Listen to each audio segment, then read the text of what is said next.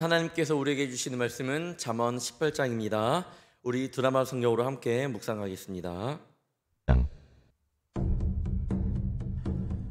무리에게서 스스로 갈라지는 자는 자기 소욕을 따르는 자라 온갖 참지혜를 배척하느니라.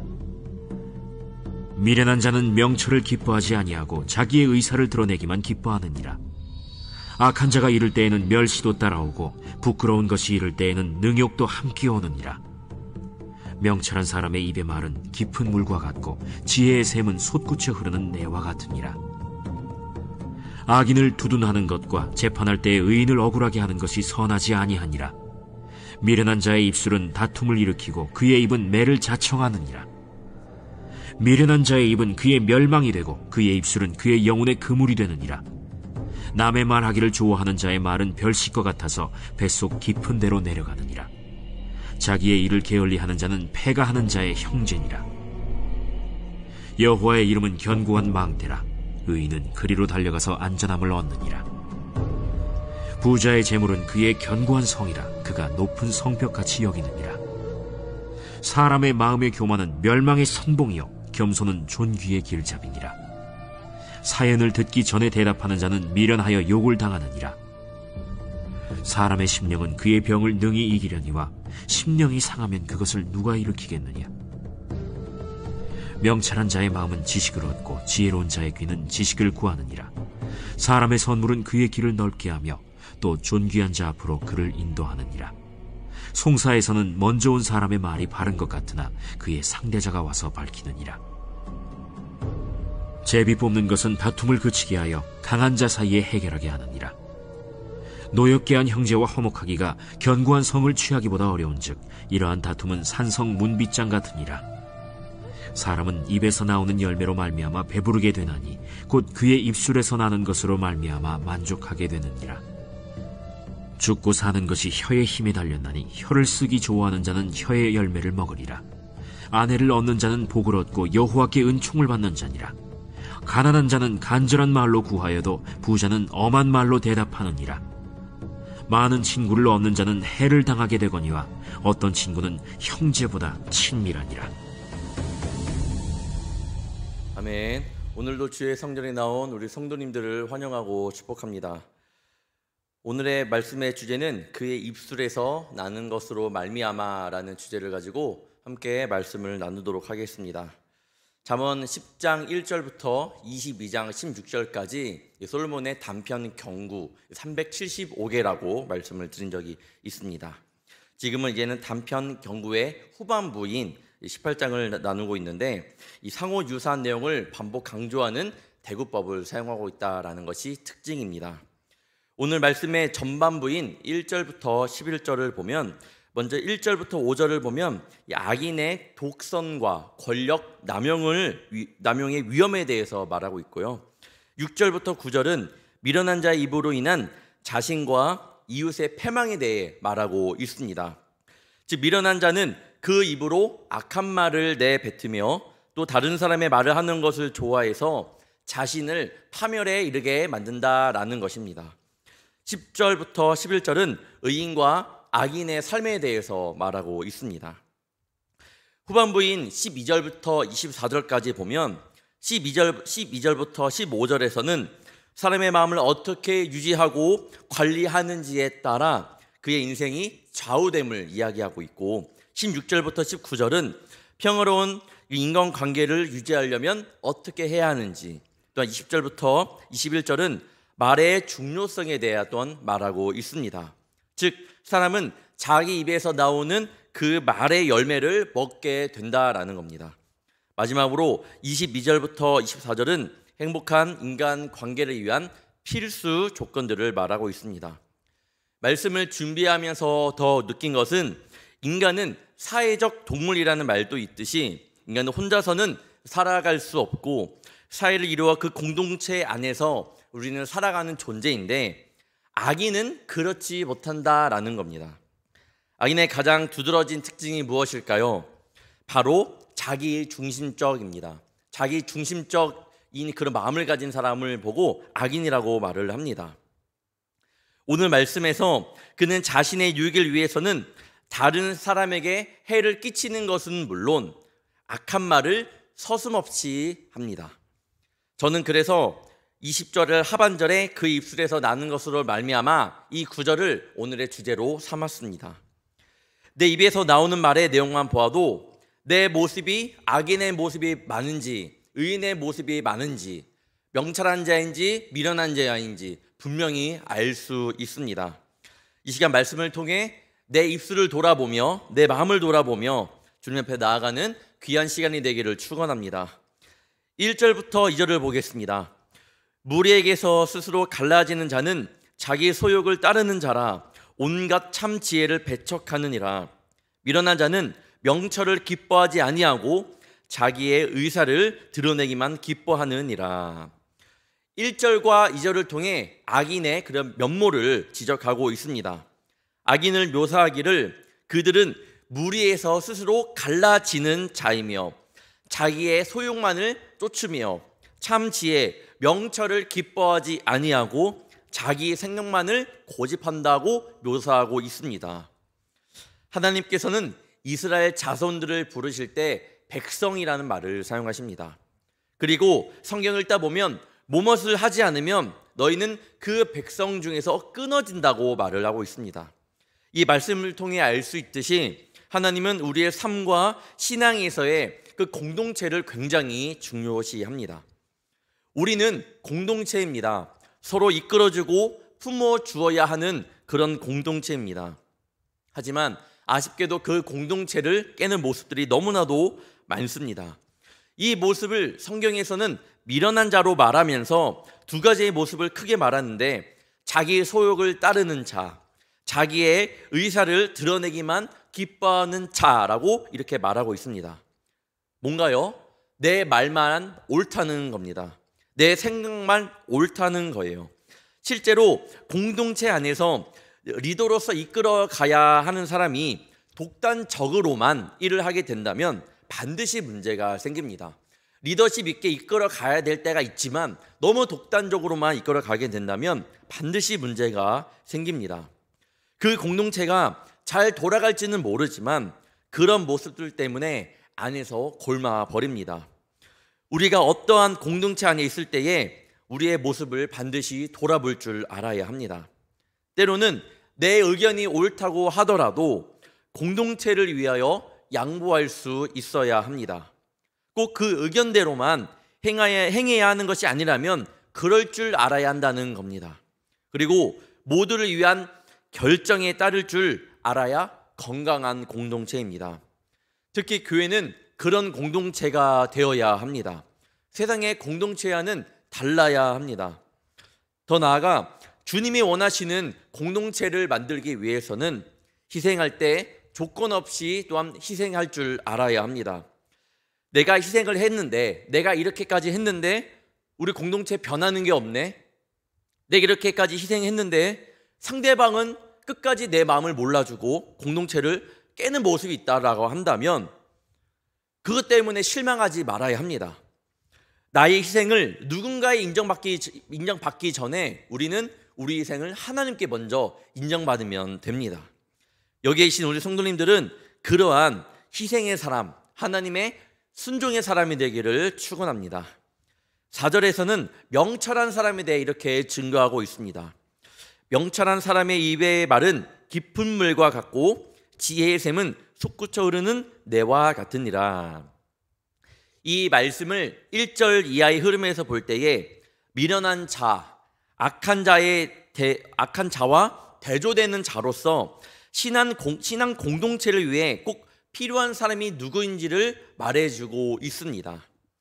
먼저 이 명철한 자를 깊은 물과 같다고 합니다. 제가 군대에 있을 때에 이 스킨스쿠버를 배우는 시간이 있었습니다. 먼저 스킨스쿠버를 배우기 전에 맨몸으로 물 깊숙이 들어가는 그런 훈련을 합니다. 물에 조금만 들어가도 밖에서 들리는 소리가 안 들리잖아요. 그런데 깊은 물로 들어가면 들어갈수록 굉장히 더 고요해집니다. 즉 명철한 자의 모습이 이렇다라는 거예요.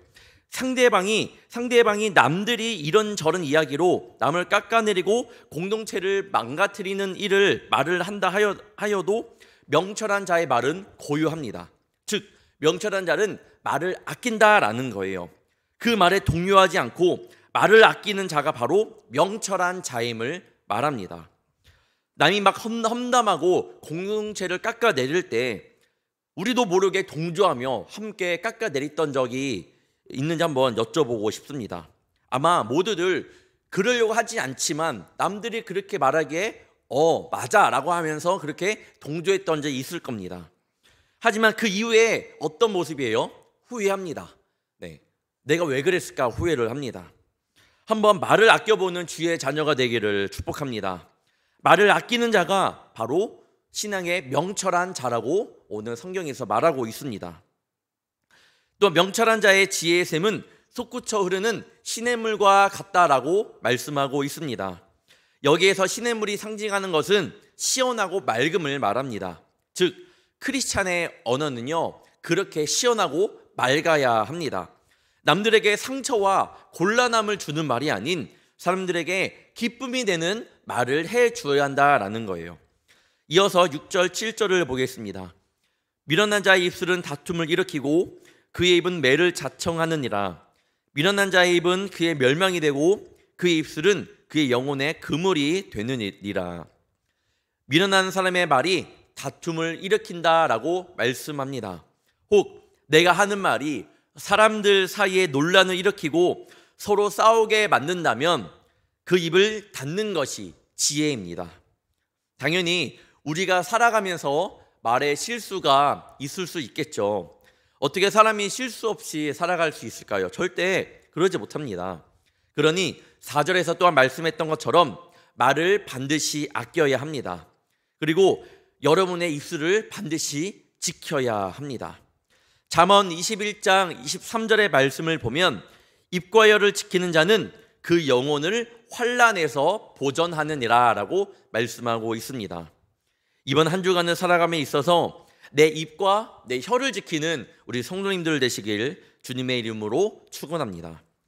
13절과 17절에서는 또한 미련한 자에 대해서 이렇게 말하고 있습니다. 13절 사인을 듣기 전에 대답하는 자는 미련하여 욕을 당하느니라.